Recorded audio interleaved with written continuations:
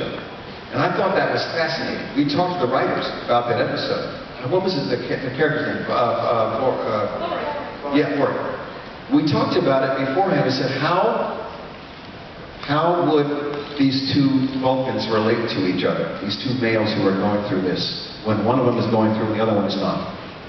And sure enough, we played that scene in that room. The lights were very low. We played it very quietly, and I never got close to him. It was uncomfortable for the character I was playing, my character, to be Vulcan. He would be embarrassed by the way he was reacting and acting, because his emotions were being allowed to come through more and more because of the fanfare. And it's something they have to go through, but that they don't want to have to deal with. And for somebody else close to that, it's awkward for me too, as a Vulcan, to see it. I understand what he's doing, and I understand what he's going through. But just having to go through it, it's very, very uncomfortable for two of us to be in this. We wanted to play that whole scene a lot like that. Whereas in other cultures, the other person might be more sympathetic, might want to give them comfort. Vulcan's not going to do that. He's simply going to stand back, let him go through it, and that's the end of it. And it's kind of interesting. That's what we kind of came up with when we played it. It's fun. I think the only other time I think that I went through quote-unquote fanfare, I think was in a fantasy, one of the Doctor's fantasies. When he was in the mess hall, I think he goes crazy with a phaser or something and holds everybody hostage. Yeah, that was the only other time that was actually it was just a fantasy. But when we shot it, I was in the scene with Ethan Phillips. He was in the mess hall when that happens.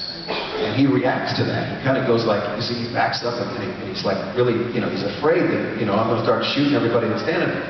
And so when we shot it, I told the cameraman, his name is Doug. He's always on camera. I said, Doug, whatever happens, just keep rolling.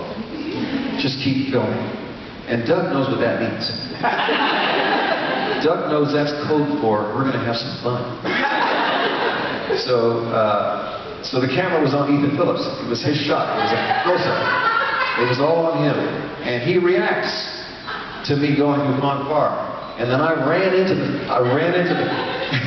frame, and I grabbed him, and I proceeded to molest him right there on the I had my way with him on camera.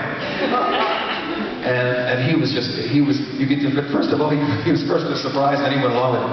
But they actually filmed that, and then the producers had to hide that footage, because they didn't want anybody else to see that. Because it wouldn't look good if you saw that, anybody out there saw us doing that on set. Anyway, but it was funny. I pretended like I was having sex with him, because I was having fanfare. Which looked really ridiculous, myself and Neelix. That's not a pretty picture.